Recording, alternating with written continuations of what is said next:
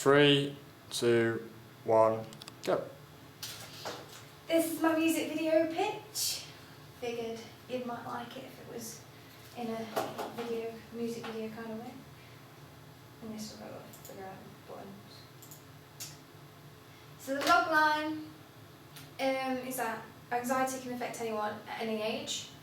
And it's how you deal with it that then emphasises who you are. But even though, sometimes you can save yourself, sometimes everybody needs saving by someone else. Okay, so within music video, there are two plots. Most commonly, there's two plots. There's the artist plot, which is the one I'm going to explain first. And the artist is on stage or in a small area. I'm not 100% decided which yet, due to the fact that it depends what I wanted to symbolise at the end piece. He's shown performing alone, and there's an idea that others are seeing him, and so it's kind of like a juxtaposition where sometimes he'll be seen singing to himself and other times he'll be shown singing to his peers.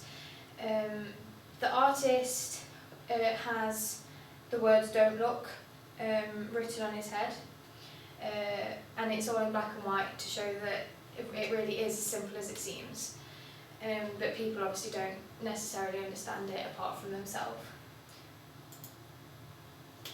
The other type of plot within music video is the narrative, and the narrative is literally the story that's being portrayed. Sometimes music videos don't have a narrative, and I've decided in mine that I want the narrative to include a younger male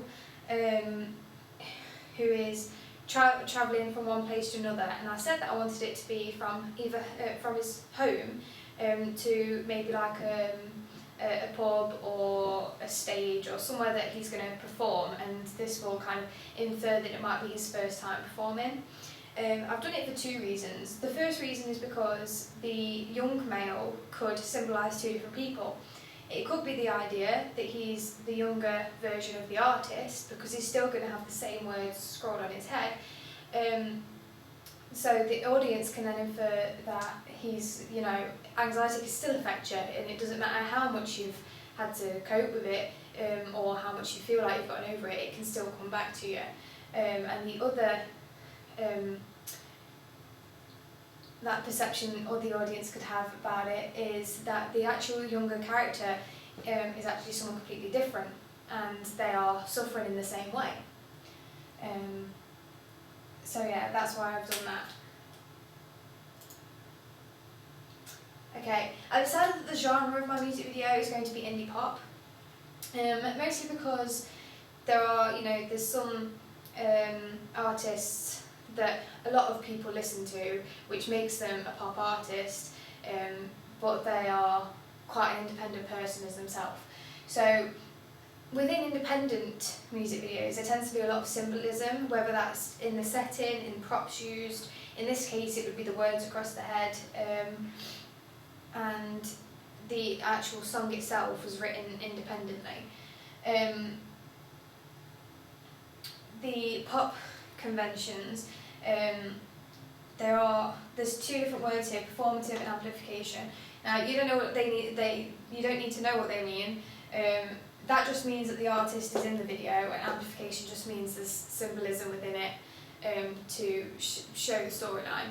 And they are just really common conventions of a pop song. They tend to have two different narratives. And as well as that, it's hopefully a song that has like a wide audience, because it will. It's kind of one of those that will go with the End the Stigma campaign, which kind of helps people and supports people with mental health. And because mental health is like a growing thing, as a lot more people are coming out about it and opening up about themselves, I feel like it will just go really well with the modern times. I've got two reference videos, and I didn't have any pictures, which is really annoying, but for whatever reason Prezi wouldn't let me upload them. So I'll just explain a couple ideas. Lana Del Rey is an independent artist, and the song I'm going to use is Summertime Sadness, and I've also called this an indie pop because it still uses the performative amplification, but it also has quite a lot of symbolism in the setting. There's two different places, but they are both relevant to the same situation. The costume, like having a red dress, and it symbolises passion, and then the white dress, which symbolises innocence, and the lighting. The woman who eventually kills herself, or is perceived to have killed herself, is actually in high key lighting. Like, she didn't want to do it, and she was quite a nice person, so didn't deserve to do it. My other one is James Arthur, the Recovery video. Also another indie pop. He's an independent artist. He's quite mainstream. Like, everyone will have heard of him. There have been times where he's quite happy, times where like people don't like him as such. And this one's the illustrative narration.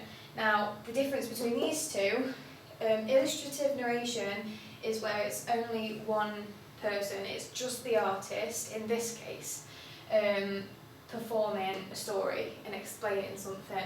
And anyone who doesn't know the idea of recovery, it's basically he's getting over all the things, the names he's been called from when he was younger, everything that everyone said.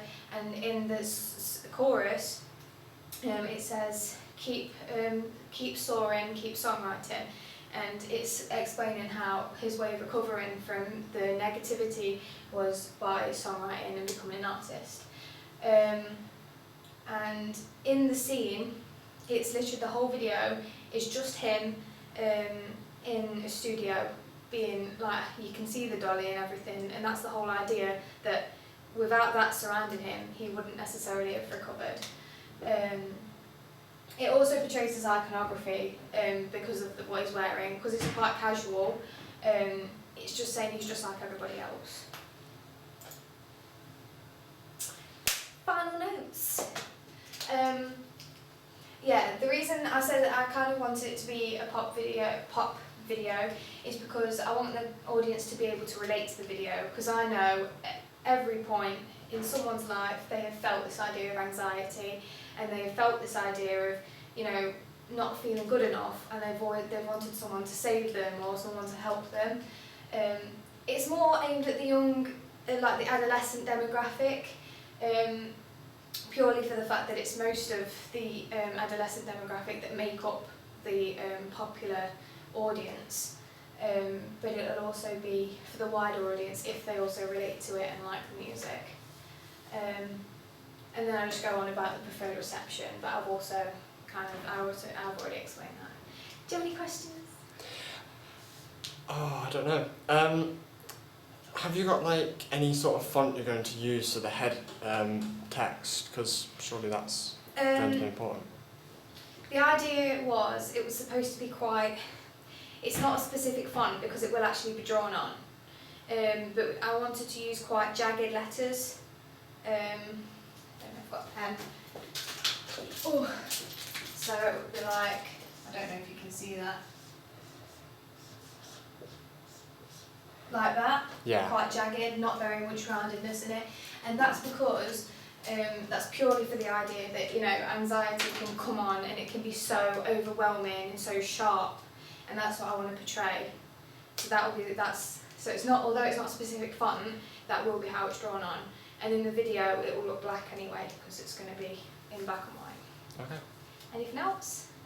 No. Would you watch this music video? I don't know. I don't think so. It's not really my sort of style, in fairness.